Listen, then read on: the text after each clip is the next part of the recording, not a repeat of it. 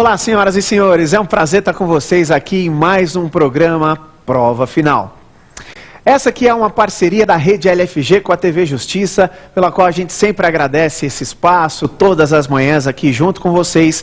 E hoje o nosso tema é sobre direito do trabalho. Eu sou o professor André Luiz Paz de Almeida e nós vamos discorrer aqui sobre um dos temas mais relevantes aí, não só para quem vai fazer a prova da OAB, para quem vai fazer concurso público, como também para o empregado, para o trabalhador que está me assistindo aí em casa.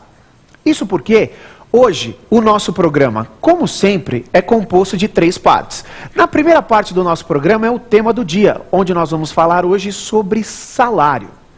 Temos também a segunda parte do programa, que é o Pergunte ao Professor, onde os nossos alunos e os nossos telespectadores em geral nos enviam algumas dúvidas aqui para que a gente possa responder na própria aula e já esclarecer essas dúvidas dos nossos alunos. Temos também uma terceira parte do programa, denominada de X da questão, que é onde nós trazemos aqui as nossas questões que já caíram em exames da OAB, pertinentes ao tema que foi abordado durante ao nosso programa, para que a gente possa esclarecer como a OAB se posiciona a respeito disso. Isso quer dizer que você que vai prestar a prova da OAB e quer saber como se posicionar no exame a respeito de salário e remuneração, fique aí comigo, que daqui a pouco nós vamos falar disso. Isso quer dizer que você que vai fazer concurso público e quer saber como se posiciona a respeito do tema, é só aguardar um minutinho.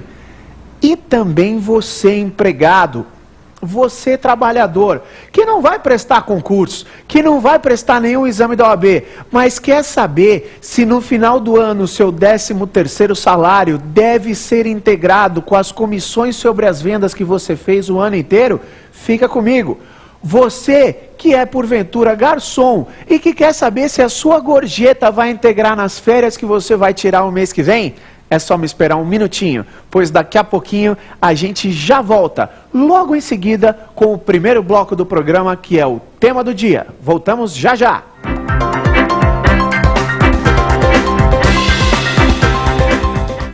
Como prometido, estamos de volta então para iniciar a primeira parte do nosso programa, que é o tema do dia.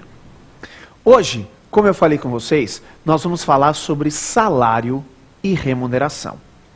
Olha, não há dúvida, e pode ter certeza, o pessoal da técnica aí já pode se preparar, porque vai lotar de pergunta. Falo isso porque é um dos temas que mais intrigam os nossos alunos. E não só os alunos, inclusive as pessoas que não fazem direito, mas quantas e quantas não são as consultas que eu recebo acerca disso. Poxa, professor, isso aí que eu ganho deve integrar remuneração, não deve integrar remuneração, o vale transporte, o vale refeição, a cesta básica, como é que isso acaba sendo caracterizado? E mais, as fraudes que muitos empregadores acabam fazendo para maquiar a remuneração do empregado. Dou um exemplo para vocês. Vocês já ouviram, porventura, alguém falar que tem muita empresa que paga salário por fora? Vocês já ouviram, porventura, falar que tem muita empresa que obriga o empregado a fazer hora extra, mas além de pagar as horas extras, paga por fora?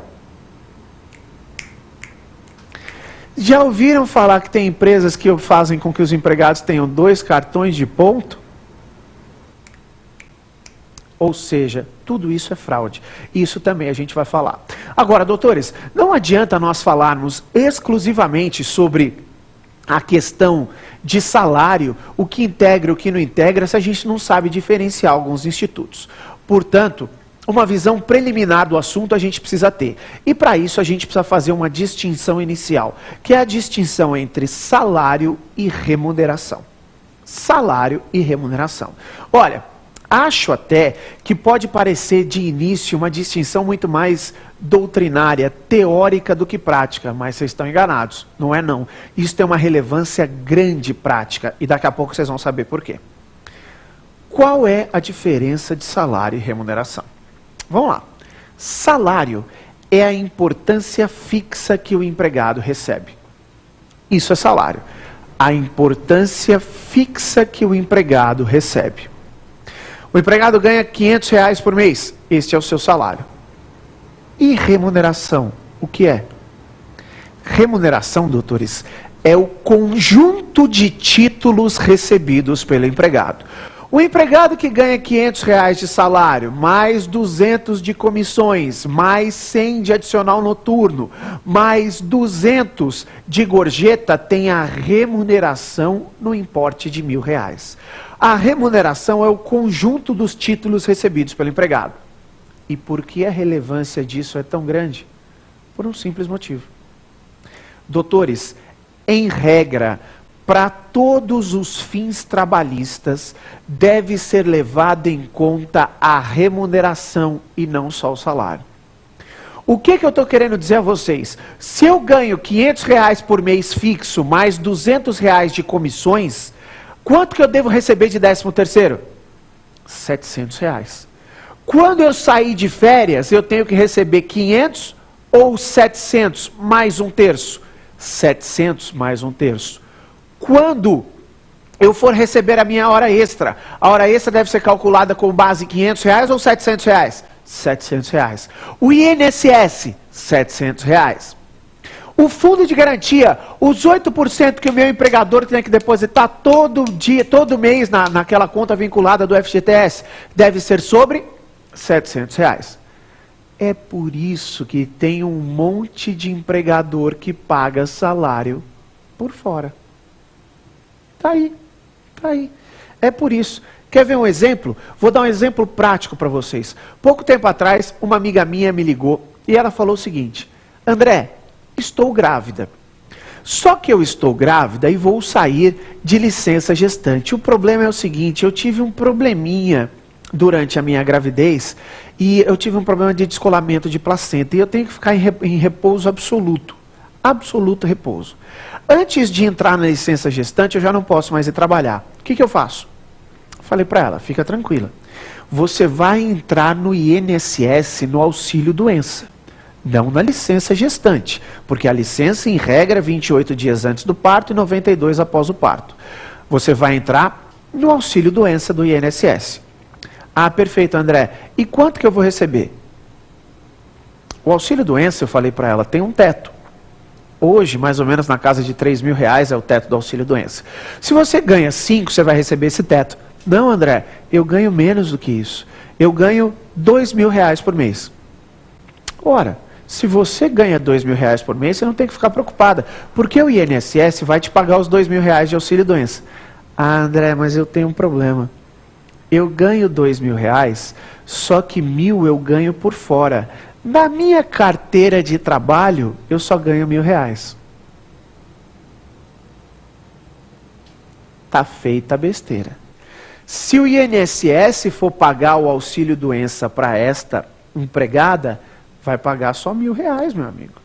Os outros 1.000 é a picaretagem do empregador que não quis colocar isso. Por que ele não quis colocar isso? Porque quando ele for depositar os 8% do fundo de garantia todo mês, ele vai depositar 8% em cima de 1.000 e não de 2.000, que seria o certo. Quando ele for pagar o 13º salário desta empregada, ele vai pagar 1.000 e não 2.000, que seria o certo.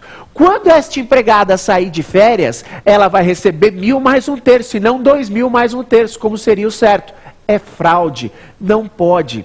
Cito mais um exemplo para vocês. Não vou falar um nome por questões óbvias, mas um grande clube aqui de São Paulo. Há um tempo atrás, um jogador deste clube entrou com um pedido, jogador de futebol, entrou com um pedido de rescisão indireta do contrato de trabalho.